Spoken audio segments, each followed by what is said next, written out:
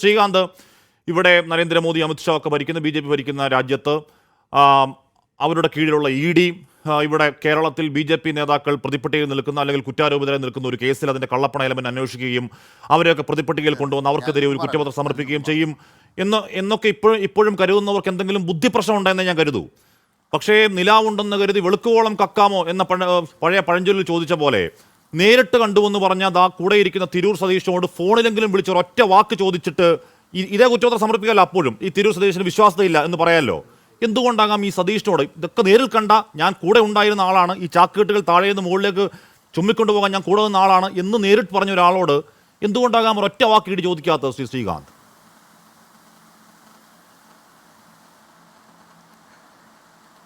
കുറേ കാലമായിട്ട് BJPക്കെതിരെ നടത്തുന്ന കള്ളപ്രചരണങ്ങളെല്ലാം പൊളിഞ്ഞുപോയി.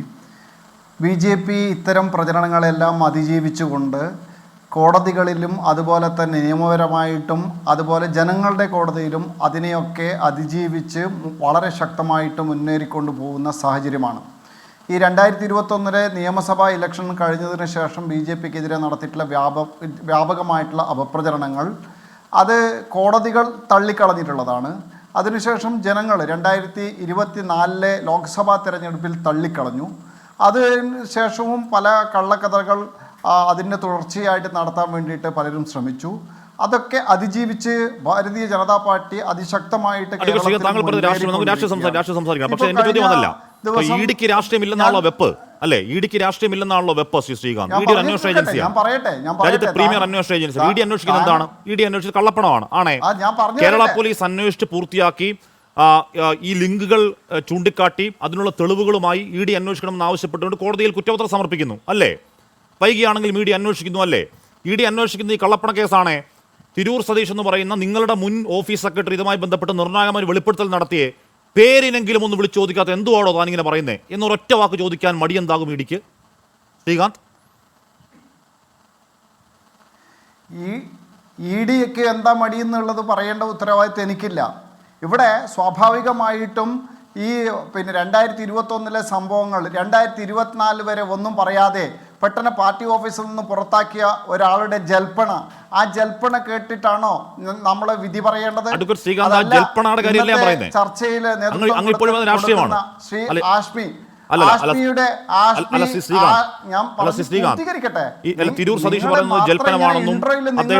പറയുന്നത് പോലെ അല്ല, ഞാൻ പറഞ്ഞ തിരൂർ സതീഷ് പറയുന്നത് രാഷ്ട്രീയമാണെന്നും അദ്ദേഹം ആരുടെ നിന്ന് പണം വാങ്ങിയെന്നും വാർത്ത റിപ്പോർട്ട് ചെയ്ത ഹാഷ്മി എന്തോ BMC ഏതോ ഏജൻസിയാണെന്നും ഒക്കെ നിങ്ങൾ പറഞ്ഞോളൂ, കുഴപ്പമില്ല. എന്റെ ചോദ്യം അതേ അല്ല. അഡ്വക്കേറ്റ് ശ്രീകാന്ത്, എന്റെ ചോദ്യം അന്വേഷണത്തിന്റെ പറിവിലിരിക്കുന്ന ഒരു കേസിൽ ഒരു ഘട്ടത്തിൽ അതിന്റെ ഏറ്റവും പ്രധാനപ്പെട്ട ഒരാൾ വന്ന് നടന്ന ഒരു വെളിപ്പെടുത്തൽ പേരിനെങ്കിലും ജസ്റ്റ് ഒന്ന് കാണിക്കാനെങ്കിലും. ഇപ്പോൾ സതീഷിന്റെ മൊഴി എടുത്തു, അത് ഇടിക്ക് പറയാലോ ഈ സതീഷിന്റെ മൊഴി വിശ്വാസയോഗ്യമല്ല എന്ന് തള്ളാലോ. ഒരു വാക്ക് വിളിച്ചു ചോദിക്കാത്ത എന്താ ശ്രീകാന്ത്? മറുപടി ഉണ്ടോ? നമുക്ക് രാഷ്ട്രീയം പിന്നെ പറയാം. അല്ല, താങ്കൾ കോടതിയിൽ ചെയ്യുന്നത് പോലെ ഞങ്ങളിപ്പോൾ പ്രതിക്കൂട്ടിലല്ല. ഞങ്ങളെ പ്രതിക്കൂട്ടിൽ നിർത്തിയിട്ട് താങ്കൾ ചോദ്യം ചോദിക്കേണ്ട കാര്യമില്ല. താങ്കളുടെ തിരക്കഥയ്ക്കനുസരിച്ച് ഒരു ഇരയെ കിട്ടിയപ്പോൾ ആ ഇരയെ പാലക്കാട് തെരഞ്ഞെടുപ്പിൽ BJPക്കെതിരായിട്ട് ഒരു ആയുധമായിട്ട് ഉപയോഗിച്ചിട്ടുണ്ട് താങ്കൾ ഉൾപ്പെടെയുള്ള മാധ്യമങ്ങൾ. അതിനൊക്കെ മറുപടി പറയേണ്ട ആവശ്യം ഞങ്ങൾക്കില്ല. ഭാരതീയ ജനതാ പാർട്ടിക്ക് ഇതിൽ യാതൊരു പങ്കുമില്ല. BJPയുടെ പണം എന്ന് പറയുമ്പോൾ BJPയുടെ ആരുടെ പണമാണെന്ന് ഇതുവരെ ആരെങ്കിലും പറഞ്ഞിട്ടുണ്ടോ?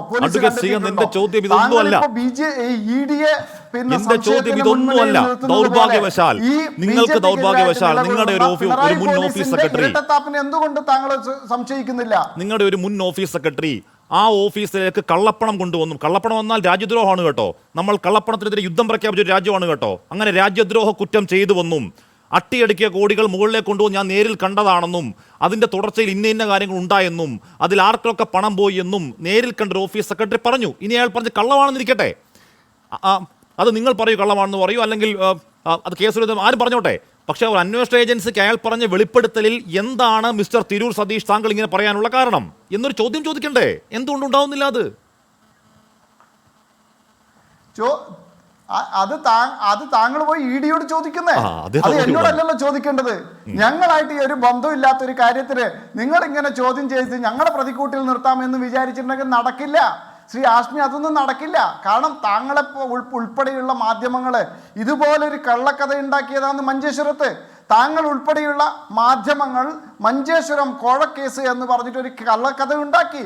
അന്ന് മാധ്യമങ്ങളുടെ മുമ്പിൽ ഉൾപ്പെടെ ഇവിടുത്തെ പോലീസ് ഉദ്യോഗസ്ഥന്മാരുടെ മുമ്പിൽ ഞാൻ സ്വന്തം ഇഷ്ടപ്രകാരമാണ് ഭാരതീയ ജനതാ പാർട്ടിയിൽ ചേർന്നതാണെന്ന് പറഞ്ഞ് അന്നത്തെ BSPയുടെ സ്ഥാനാർത്ഥിത്വം പിൻവലിച്ചപ്പോൾ ആ പിൻവലിച്ച് 2 മാസം കഴിഞ്ഞ് പുതിയ ഒരു കഥയുണ്ടാക്കിയിട്ട് ഇവിടെ പ്രചരണം നടത്തിയപ്പോ അതിന്റെ പിന്നാലെ CPM-ന്റെ നേതാവ് പോയി അവിടെ ഒരു കുറ്റപത്രം കൊടുത്തപ്പോ ആ കുറ്റപത്രത്തിന് കടലാസിന്റെ വില പോലും കൊടുപ്പിച്ചില്ല ബഹുമാനപ്പെട്ട കോടതി. ഒറ്റ ഏറാണ്. ഏത് വിചാരണക്ക് പോലും എന്ന് പറഞ്ഞ് നമുക്കത് സമയം ചർച്ച ചെയ്യാം. പക്ഷെ എന്റെ ചോദ്യം ഇപ്പോൾ നിൽക്കുകയാണ്, അത് പോയി ഇഡിയോട് ചോദിക്കൂ എന്ന് പറയാനേ അങ്ങേക്ക് മറുപടി ഉള്ളൂ. അത് ആർക്ക് മറുപടി? അങ്ങേക്ക് നല്ല ആർക്ക് മറുപടി ഇല്ല. അത് അങ്ങേക്ക് നല്ല ആർക്ക് മറുപടി ഇല്ല. ഞാൻ അങ്ങനെയൊക്കെ എത്താം. ശ്രീ തിരൂർ സതീഷ്, അങ്ങനെയല്ലെന്നേ, ഇത് വാസ്തവമല്ലേ? ഇതിനേക്കാളും ഗംഭീരമായിട്ട് ആരോപണം ഉന്നയിച്ചതല്ലേ? എന്റെ ചോദ്യം അതല്ലല്ലോ, താങ്കൾക്കറിയാം. എന്റെ ചോദ്യം അതല്ല. അത് എവിടെ പോയി? ഇല്ല, എന്റെ ചോദ്യം അതല്ല. വിചാരണക്ക് പോലും നേരിടാനുള്ള വിശ്വാസത ഇല്ലാത്ത ഒരു കുറ്റപത്രമാണ്. എന്റെ ചോദ്യം അതല്ല. എന്റെ ചോദ്യം രാജ്യത്തിന്റെ നിയമ സംവിധാനങ്ങളുടെ കണ്ണുവെട്ടിച്ച്, എന്റെ ചോദ്യം രാജ്യത്തിന്റെ നിയമ സംവിധാനങ്ങളുടെ കണ്ണുവെട്ടിച്ച് രാജ്യത്തിന് ദ്രോഹം ഉണ്ടാക്കുന്ന രീതിയിൽ, രാജ്യദ്രോഹം ഉണ്ടാക്കുന്ന രീതിയിൽ 40 കോടി കേരളത്തിലേക്ക് വന്നു. അത് വന്നതിൽ ഒരു എന്തുമായിക്കോട്ടെ, XOR Y ഒരു വെളിപ്പെടുത്തൽ നടത്തിയ ഒരാളോട് എന്തുകൊണ്ട് ചോദ്യം ചോദിച്ചില്ല എന്നാണ് എന്റെ ചോദ്യം. വേറെ ആൾക്കുണ്ടോ? ഈ സലീം മടവൂർ എന്ന് പറഞ്ഞ നമ്മുടെ ചർച്ചയിലിരിക്കുന്ന ആൾ, അതേ പരാതിക്കാരൻ ഹൈക്കോടതിയിലേക്ക് പോയ ആളാണ്. പരാതിക്കാരോട് പോലും ഫോണിൽ വിളിച്ച് ചോദിച്ചിട്ടില്ല എന്താണ് മിസ്റ്റർ സലീം താങ്കൾ ഈ പരാതി കൊടുക്കാനുള്ള കാരണം. ആരോടും ഒന്നും ചോദിച്ചിട്ടില്ല. കുറ്റപത്രം കൊണ്ട് സമർപ്പിക്കുക. ആൾക്കാർ ചിരിക്കില്ലേ ശ്രീകാന്ത്? ആൾക്കാർ ചിരിക്കില്ലേ? ഒന്നുമല്ല, രാജ്യത്തെ ഒരു പരമോന്നത അന്വേഷണ ഏജൻസി അല്ലേ? ഒന്നുമല്ല, രാജ്യത്തെ ഒരു പരമോന്നത അന്വേഷണ ഏജൻസി അല്ലേ? ഇങ്ങനെ അപഹാസ്യമാകാമോ ശ്രീകാന്ത്? ഇങ്ങനെ അപഹാസ്യമാകാമോ? ശ്രീ ആഷ്മി, താങ്കളെ ഞങ്ങളെ ചർച്ചയ്ക്ക് വിളിച്ചിട്ടുണ്ടെങ്കിൽ ഞങ്ങൾക്ക് സമയം അനുവദിക്കണം. അതല്ലാതെ താങ്കൾ കുറെ ചോദ്യം ചോദിക്കുക, താങ്കളുടെ ചോദ്യത്തിന് താങ്കൾ പ്രതീക്ഷിക്കുന്ന ഉത്തരം ഞങ്ങൾ തരണമെന്ന് പ്രതീക്ഷിച്ചിട്ട് താങ്കൾ വിളിക്കേണ്ട ചർച്ചയ്ക്ക് എന്തിനാ ചർച്ചയ്ക്ക് വിളിക്കുന്നത്? നിങ്ങൾ ചോദിച്ച ചോദ്യത്തിന് മറുപടി നിങ്ങൾ പ്രതീക്ഷിക്കുന്ന രീതിയിൽ പറയാൻ പറ്റില്ല. ഞങ്ങളുടെ പാർട്ടിയുടെ നിലപാടാണ് പറയേണ്ടത്. അല്ലാണ്ട് നിങ്ങൾ തന്നെ പരാതിക്കാരനാവുക, നിങ്ങൾ തന്നെ പ്രോസിക്യൂട്ടർ ആവുക, നിങ്ങൾ തന്നെ ഇൻവെസ്റ്റിഗേറ്റർ ആവുക, നിങ്ങൾ തന്നെ വിധി പറയുക എന്ന ഈ നിലപാടുണ്ടല്ലോ, അത് അംഗീകരിക്കാൻ പറ്റില്ല. നിങ്ങൾ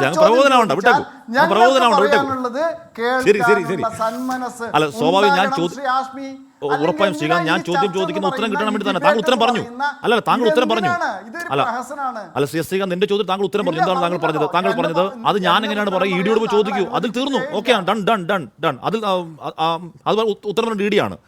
തിരൂർ സതീഷ്, ആ ഉത്തരം താങ്കളുടെ പക്കലുണ്ടോ?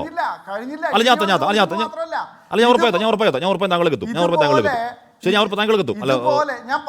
എന്നെ പറയാൻ അനുവദിക്കൂ. ഇങ്ങനെ ഇടപെട്ട് കഴിഞ്ഞാൽ പിന്നെ ഞങ്ങളെ ചർച്ചയ്ക്ക് വിളിക്കേണ്ട കാര്യമില്ലല്ലോ.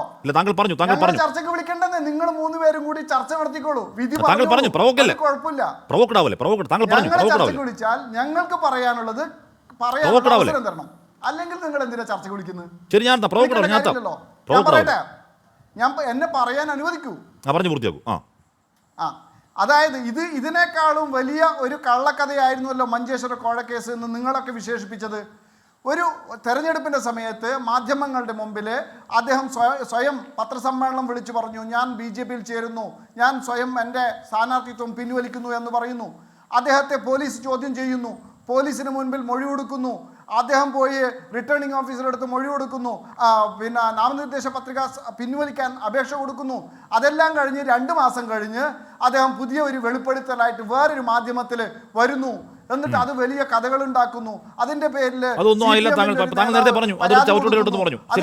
നടത്തുന്നു. നമുക്ക് സമയമുണ്ടെങ്കിൽ മഞ്ചേശ്വരത്തിൽ ചോദ്യങ്ങളുണ്ട്, നമുക്ക് സമയമുണ്ട്, അതിലേക്ക് എത്താം. ഓക്കെ, ഞാൻ എത്താം. എവിടെ എന്തായി, അതിന്റെ ഗതി എന്തായി? അതുപോലെയല്ലേ 3 വർഷം കഴിഞ്ഞിട്ട്. ശരി, ഞാൻ എത്താം. തിരൂർ സതീഷ്, ഇവിടെ ഞാൻ ശ്രീകാന്തിനോട് എത്ര ആവർത്തി ശരി